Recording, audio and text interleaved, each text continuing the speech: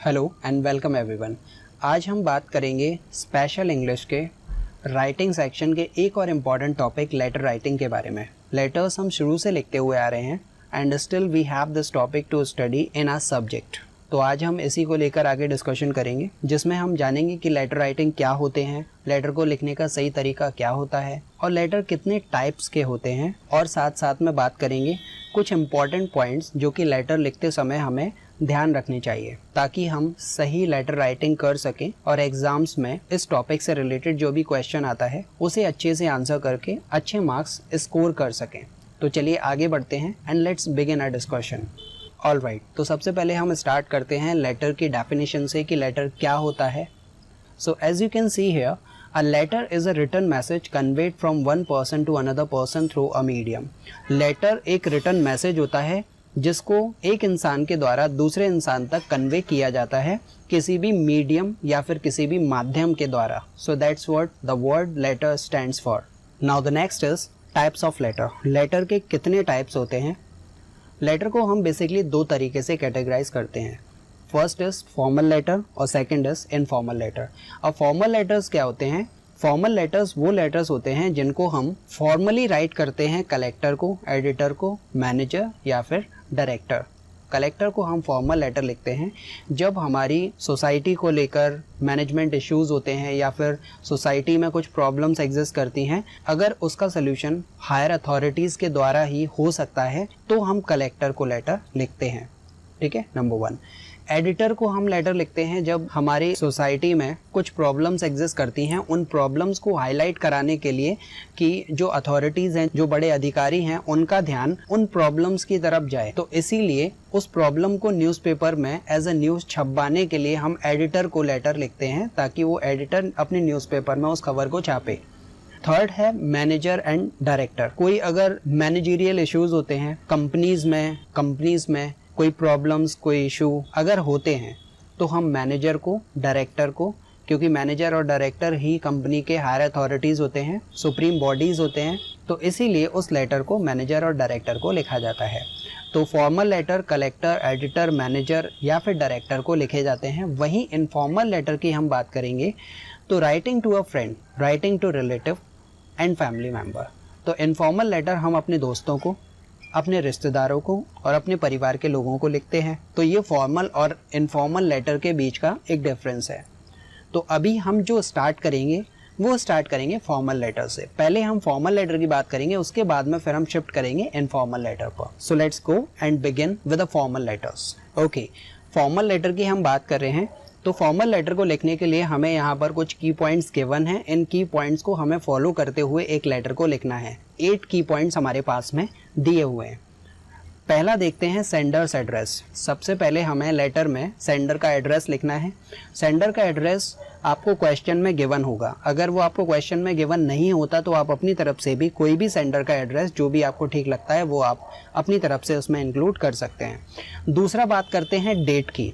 अब डेट को जो हमने इससे पहले नोटिस और मैसेज में स्टडी किया था, हम वैसे ही डेट को लिखेंगे। डेट को लिखने का सही तरीका, पहले हमें हम कोई भी डेट ले सकते हैं, 15 नवंबर ऐसे भी लिख सकते हैं, पूरा नाम भी लिख सकते हैं। ये कॉमा जब हम नीचे लगाते हैं तो हमें ये 2020 इस तरीके से लिखना होता है, और जब हम इस कॉमास को ऊपर लगाते हैं तो हमें केवल इस तरीके से लिखना होता है। लेकिन हमें हमेशा ये याद रखना है कि सेपरेशन के लिए हमें ऐसे स्लैशेस जो होते हैं उनका यूज़ नहीं करना है, और दूसरा ये जो डैश होते हैं उन डैश का भी हमें यूज़ नहीं करना है। तो इस तरीके से हमें डेट को लिखना है जो हमने नोटिस और मैसेज में पढ़ा था। थर्ड पर आते हैं रिसीवर्स एड्रेस, जिसको लेटर लिखा जा रहा है। पहला तो हमने ऊपर लिखा था नंबर 1 पे सेंडर का एड्रेस जो कि लेटर को लिखने वाला है। अब वो लेटर जिसको भी लिख रहा है, जिसको भी वो लेटर मिलेगा, वो है रिसीवर। तो रिसीवर का एड्रेस लिखना है। ऑलराइट, तो रिसीवर का एड्रेस भी आपको क्वेश्चन में गिवन होगा। अगर क्वेश्चन में गिवन नहीं हो तो आप अपनी तरफ से उसे लिख सकते हैं। फोर्थ पर आते हैं सैल्यूटेशन की बात करते हैं। सैल्यूटेशन जैसे डियर सर या फिर डियर मैम, इसको हमें कॉन्ट्रैक्टेड फॉर्म में लिखना है, डियर मैम। अगर आप डियर मैडम लिखते हैं तो ये बोलने में थोड़ा सा ऑकवर्ड सा लगता है, इसीलिए इस वर्ड को अवॉइड करेंगे हम और बात करेंगे मैम से। ऑलराइट, तो डियर सर या फिर डियर मैम। अब यहाँ पर हमें एक डाउट आ सकता है कि ये जो डियर है, क्योंकि हम फॉर्मल लेटर की बात कर रहे हैं तो फॉर्मल राइटिंग में क्या डियर का लिखना सही है? तो for the kind of information dear का लिखना सही है। डियर एक फॉर्मल वर्ड है, इसको हम फॉर्मली यूज़ कर सकते हैं। ऑलराइट, तो डियर सर जैसे हम लिखते हैं dear friend, dear father, dear mother, तो वैसे हम डियर सर भी लिख सकते हैं। ये कम्प्लीटली फॉर्मल वर्ड है डियर। तो डियर सर या फिर डियर मैम। सैल्यूटेशन में हमें ये लिखना है। सैल्यूटेशन का मतलब होता है अभिवादन करना। 5th पर आते हैं, सब्जेक्ट। हम लेटर किस लिए लिख रहे हैं, लेटर को लिखने का पर्पस क्या है, उसका उद्देश्य क्या है, तो वो हमें सब्जेक्ट में लिखना है। एंड रिमेंबर दैट जो सब्जेक्ट होता है वो 6 to 8 वर्ड्स का होना चाहिए। 6 to 8 वर्ड्स का। हमें शॉर्ट में अपना जो भी पर्पस है वो सब्जेक्ट में लिख देना है, ताकि जो भी रीडर है, जो भी रिसीवर है, जिसको भी ये लेटर मिलेगा और वो उसे रीड करेगा, तो सबसे पहले वो सब्जेक्ट को देखता है कि ये जो लेटर लिखा गया है वो किस पर्पस के लिए लिखा गया है।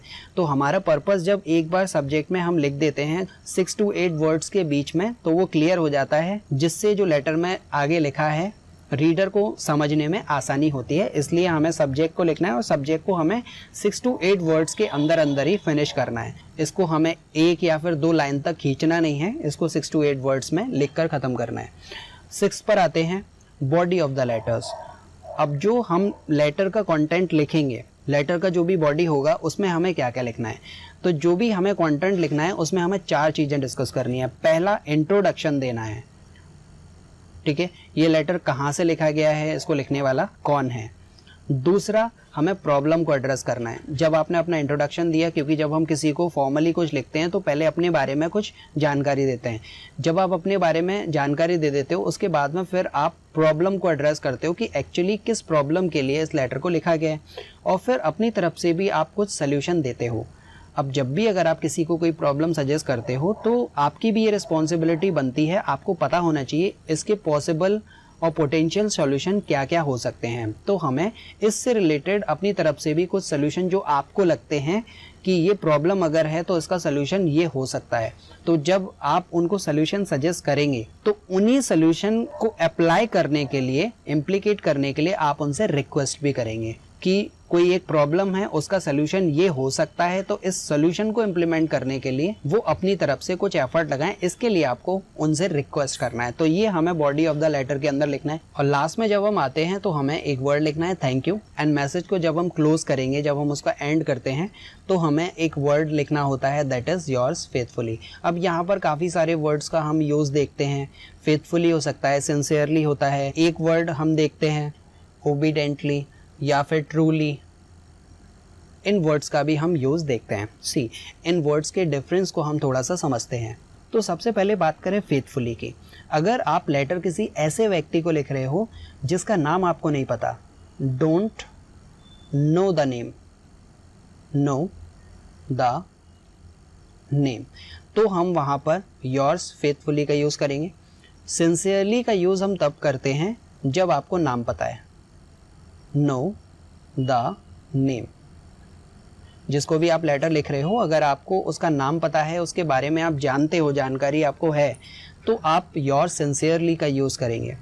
ट्रूली इनफॉर्मल सेंस है, इनफॉर्मल सेंस है। आप अपने फ्रेंड्स को, रिलेटिव को लिखने के लिए ट्रूली का यूज़ कर सकते हो, योर्स ट्रूली, लेकिन जनरली आपको फॉर्मल लेटर में इसका यूज़ नहीं करना है। अब बात करते हैं ओबीडेंटली की। ये वर्ड फॉर्मल तो है, लेकिन इसका यूज़ हम स्कूल या फिर कॉलेज लेवल पर प्रिंसिपल को, प्रिंसिपल, डायरेक्टर, इनको अगर लेटर लिखते हैं तो हम ओबीडेंटली का यूज़ कर सकते हैं। तो इससे हमें ये समझ में आया कि जो फेथफुली है, अगर हमें नाम नहीं पता जिसको भी हम लेटर लिख रहे हैं तो हम योर्स फेथफुली लिखेंगे। अगर हम पहले से ही उस व्यक्ति के बारे में जानते हैं तो हम योर्स सिंसियरली लिखेंगे, when you know the name. और ट्रूली इनफॉर्मल लेटर में लिखा जाता है तो यहाँ पर हमें उसकी बात नहीं करनी। ओबीडेंटली हम तब लिखेंगे जब हम प्रिंसिपल या फिर डायरेक्टर को लेटर लिखते हैं। तो ये थी फॉर्मल लेटर से जुड़ी हुई कुछ इंपॉर्टेंट इन्फॉर्मेशन। अब हम आगे बढ़ेंगे और देखते हैं इसका फॉर्मेट, जिसका यूज़ करके हमें आगे लेटर को लिखना होता है। ओके, तो हमारे पास में ये लेटर का फॉर्मेट है। जो पीछे हमने की पॉइंट्स डिस्कस किए थे, उन्हीं की पॉइंट्स का यूज़ यहाँ पर इस फॉर्मेट में किया गया है। सबसे पहले जो हमने देखा था वो था सेंडर का एड्रेस। पहले हमें सेंडर का एड्रेस लिखना है, और जब हम सेंडर का एड्रेस लिखेंगे तो मेक श्योर दैट कि एड्रेस को एक या फिर 2 लाइन में भी अगर वो कंप्लीट होता है तो हमें इतने इतने मार्जिन में ही उसको लिखना है। एड्रेस को हमें स्ट्रेच नहीं करना है कि एड्रेस को हम यहाँ तक लेकर आ गए, नहीं, वो हमें नहीं करना है। तो इतना ये जो मार्जिन आपको अपने लिए रखना है कि ये सेंडर का एड्रेस हमें इतने इतने एरियाज़ में कवर अप करना है। अगर वो 1 लाइन 2 लाइन 3 लाइन में भी होता है तो कोई इशू नहीं है, लेकिन सेंडर के एड्रेस को लेटर के 20 तक लेकर नहीं आना है। उसका एरिया आपको फिक्स रखना है। एक बॉक्स आप अपने दिमाग में बना लीजिए और उसी के अंदर उस एड्रेस को आपको लिखना है। जैसे कि यहाँ पर आपको दिखाया गया है कि 1 2 या फिर 3 लाइन में भी अगर आपका एड्रेस फिनिश होता है तो आप उसे ऐसे ही लिखिए, इसको ज़्यादा स्ट्रेच नहीं करना है बाहर। दूसरा हम आते हैं सी। यहाँ पर जो आपको दिखाई दे रहा है कि इसको हमने बॉक्स में लिखा है, इसको हमें बॉक्स में नहीं लिखना है। कई बार हम देखते हैं कि इसको बॉक्स में लिख दिया जाता है, तो अगर आप लिख देते हो दैट्स ओके, लेकिन हमें ये प्रेफर नहीं करना है। हमें इसको विदाउट बॉक्स ही लिखना है। ये बॉक्स केवल एक इन्फॉर्मेशन को कंटेन करने के लिए ही यहाँ पर बनाया गया है, तो इसको बॉक्स में नहीं लिखना है। तो सबसे पहले आपको सेंडर का एड्रेस लिखना है, ऑलराइट। उसके बाद में फिर हमें लिखना है डेट, और डेट को कैसे लिखना है वो हम पीछे डिस्कस कर चुके हैं। देन रिसीवर का एड्रेस। रिसीवर का एड्रेस जैसा हमने डिस्कस किया था कि अगर वो क्वेश्चन में दिया हुआ है तो अच्छा है, नहीं है तो अपनी तरफ से भी आप इंक्लूड कर सकते हो। उसके बाद में जो हमें सैल्यूटेशन लिखना होता है, देन सैल्यूटेशन हमें 1 लाइन का यहाँ स्पेस देना है। रिमेंबर दैट, पहले हमें सेंडर का एड्रेस, उसके बाद में 1 लाइन का गैप हमें देना है, फिर हमें डेट लिखनी है, फिर 1 लाइन हमें छोड़नी है, उसके बाद फिर हमें रिसीवर का एड्रेस देना है, एंड देन फिर से हमें 1 लाइन का ड्रॉप देना है, और उसके बाद फिर हम डियर सर या फिर डियर मैम सैल्यूटेशन लिखेंगे। देन फिर से हमें 1 लाइन छोड़नी है, उसके बाद में फिर हमें सब्जेक्ट लिखना है। सब्जेक्ट जैसे कि हम जानते हैं 6 to 8 वर्ड्स के अंदर अंदर हमें अपने सब्जेक्ट को कंप्लीट करना है, और उसके बाद में फिर से हमें 1 लाइन का ड्रॉप देना है, और फिर इसी के नीचे, जस्ट इसी के नीचे यहाँ से हमें बॉडी ऑफ द लेटर लिखना शुरू कर देना है। और उसमें हमें 4 चीज़ें डिस्कस करनी होती हैं जो हमने पीछे स्टडी की। Introduction, problem, suggestion that means solution, और फिर रिक्वेस्ट करनी है उस सजेशन या फिर सल्यूशन को इम्प्लीमेंट करने के लिए। फिर नेक्स्ट है हमारा, जब ये हम पूरा लिख लेते हैं, जब हमारी body of the letter complete हो जाता है, उसके बाद फिर से हमें 1 लाइन का गैप देना है। थैंक यू लिखना है, थैंक यू के नीचे भी 1 लाइन का गैप देना है। उसके बाद में योर्स फेथफुली, एंड देन आपको अपना नाम लिखना है। तो ये था फॉर्मल लेटर का एक पूरा फॉर्मेट। इसी के अकॉर्डिंग हम किसी भी लेटर को लिख सकते हैं। तो आइए अब कुछ हम एग्जाम्पल लेते हैं और उन एग्जाम्पल्स को लेकर हम लेटर राइटिंग करते हैं। So let's go and take the example. Alright, तो हमारे पास में यहाँ पर एक क्वेश्चन है, इसको हम पहले रीड करते हैं और फिर हम इसी के ऊपर एक लेटर को लिखते हैं। So let's first read it. Question है हमारा, you are Rakesh Pandey, residing at 69B Sainath colony Barwani. आपका नाम राकेश पांडे है, आप साईनाथ कॉलोनी बरवानी में 69B एड्रेस पर रहते हो। Write a letter of complaint to the supervisor MP electricity board Barauni regarding the frequent breakdown in electricity supply in your area. In short, इसको सरल शब्दों में समझें। आपका नाम राकेश पांडे है, आप साईनाथ कॉलोनी बरौनी में 69B एड्रेस पर रहते हो।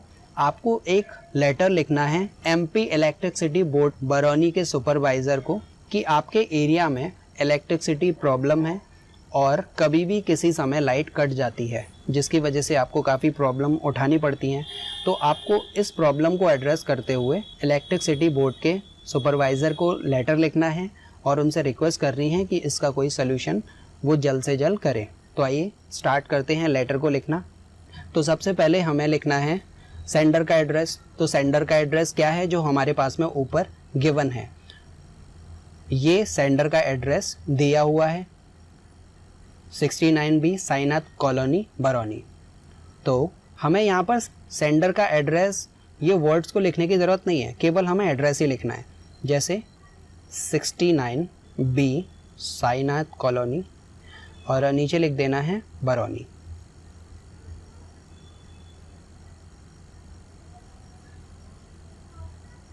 ओके, तो ये लिख दिया। इसके बाद में फिर हमें 1 लाइन का स्पेस रखना है और थोड़ा सा नीचे से हमें इसकी डेट डाल देनी है। DAT इस वर्ड को हमें नहीं लिखना, केवल डेट लिखनी है। जैसे 20 जनवरी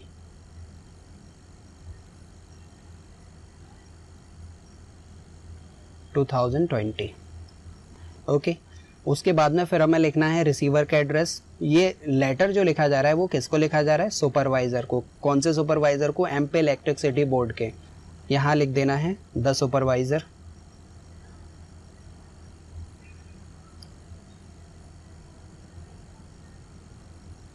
the supervisor.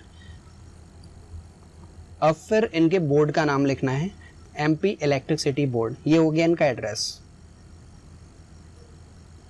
MP electricity board. ज़्यादा लंबा स्ट्रेच नहीं करना है, इसके नीचे हमें लिख देना है बरौनी।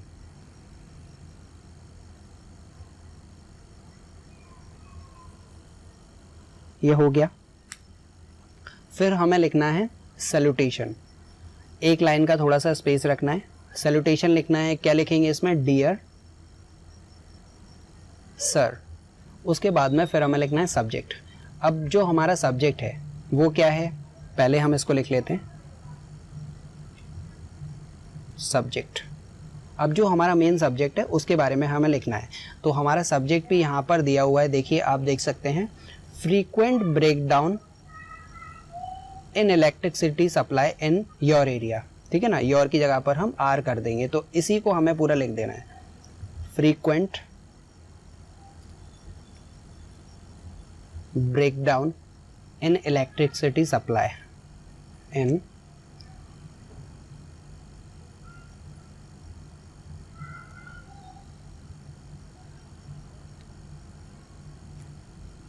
ठीक है, frequent breakdown in electricity supply.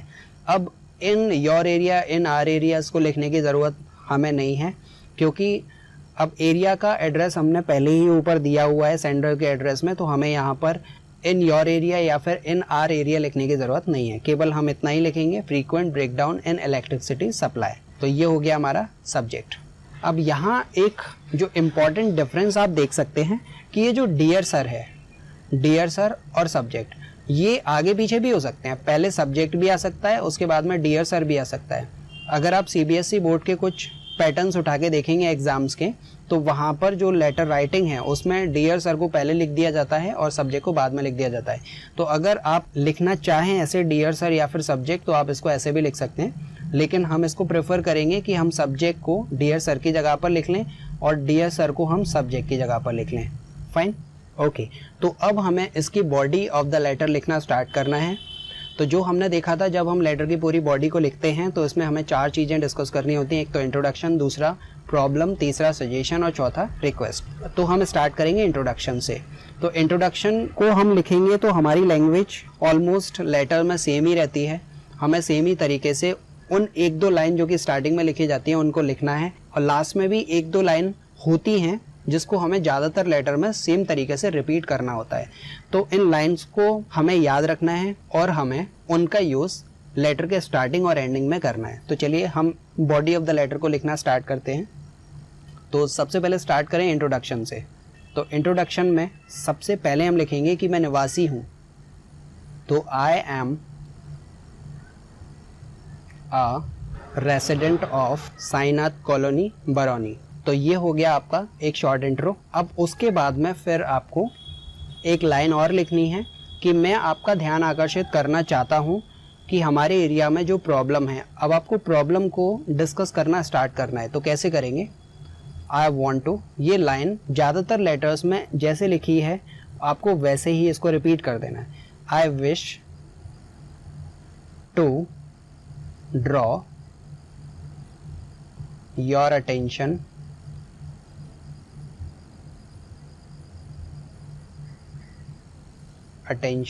Towards. ये लाइन जैसी लिखी है आपको उसको वैसा का वैसा ही रिपीट करना है, और आप ज़्यादातर लेटर्स में ऐसे ही इसको रिपीट करके रख सकते हो। अब यहाँ तक लिख लिया हमने, टुवर्ड्स तक। उसके बाद ये जो सब्जेक्ट है ना, इसको ये जैसा लिखा है वैसे ही हमें यहाँ पर लिख देना है। इसको द फ्रीक्वेंट, द लगा के लिख देना है। Frequent breakdown in electricity supply,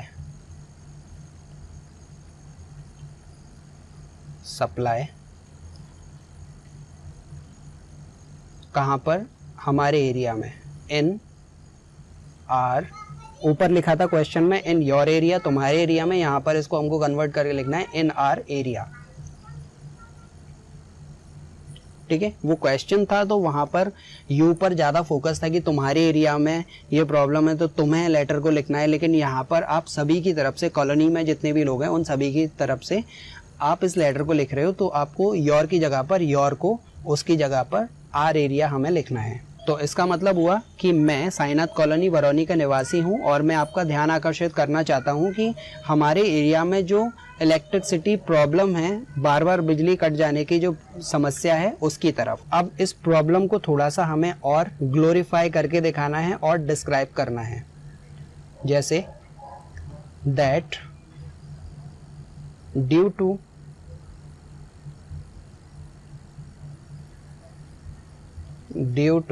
electricity problem, या फिर हम इसको लिख सकते हैं पावर कट फ्रीक्वेंट,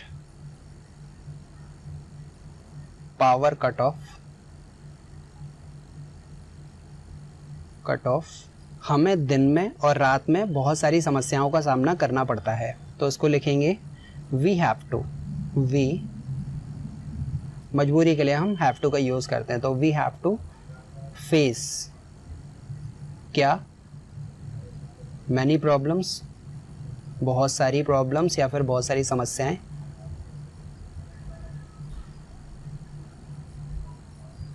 कब, दिन में और रात में, in day and night time, जिसकी वजह से due to it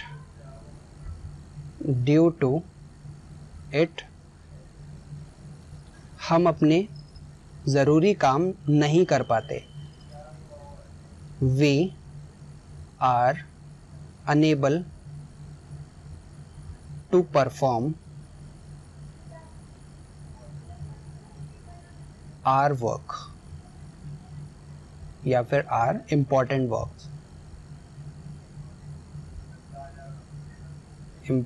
works.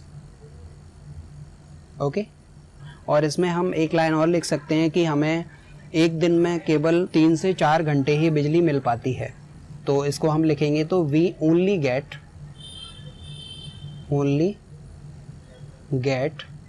3 to 4 hours electric supply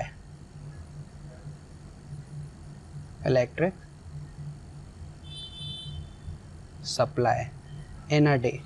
तो इसकी वजह से हमारी लाइफ काफ़ी डिफ़िकल्ट हो रही है, तो इसको लिखेंगे it makes our life difficult, it makes our life difficult. Okay, ये हमने प्रॉब्लम डिस्कस की। अब हम आते हैं सजेशन के ऊपर। अब सजेशन क्या है कि हमने काफ़ी बार इसको लेकर कंप्लेंट की, लेकिन उसको लेकर कोई रिस्पॉन्स नहीं दिखाया गया। इसको हम लिख सकते हैं, तो वी कंप्लेन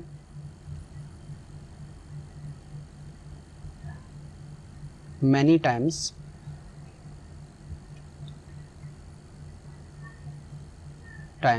लेकिन कोई इसके ऊपर एक्शन नहीं लिया गया, but no action was taken, कोई भी एक्शन नहीं लिया गया।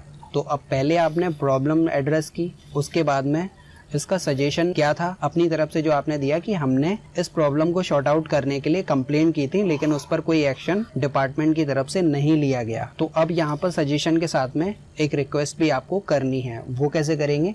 इसीलिए मैं आपसे रिक्वेस्ट करता हूँ कि आप इस प्रॉब्लम को ध्यान से देखें और इसको सॉल्व करें। तो इसको लिखेंगे I request you to take action. एक वर्ड हम लगा सकते हैं immediate action. action to solve this problem, to solve this problem. Okay, तो ये हो गई हमारी बॉडी ऑफ द लेटर. अब इसको लिखने के बाद में एक लाइन का हमें स्पेस देना है और यहाँ हमें लिख देना है thank you. Thank you.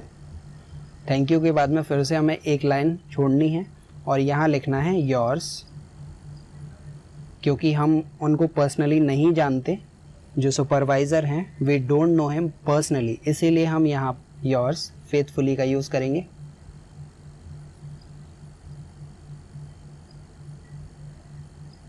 Faithfully. और फिर आपको अपना नाम लिख देना है यहाँ पर. आपका नाम क्या था? राकेश पांडे. राकेश पांडे. ऑलराइट. यहाँ पर क्योंकि आपकी कोई पोस्ट नहीं दी थी, आपका कोई डेजिग्नेशन नहीं था, तो इसीलिए हमें यहाँ पर अपनी तरफ से कुछ नहीं जोड़ना. तो ये था आपका पूरा लेटर राइटिंग, जिसमें हमने एक एग्जाम्पल को लिया और एक लेटर को हमने लिख के देखा. तो ऐसे ही हम किसी भी फॉर्मेट को फॉलो करके किसी भी लेटर को लिख सकते हैं. तो हम आगे चलेंगे और इसका एक और एग्जाम्पल हम लेंगे और उसके ऊपर हम एक लेटर, ताकि इसका कॉन्सेप्ट हमें और अच्छे से क्लियर हो पाए.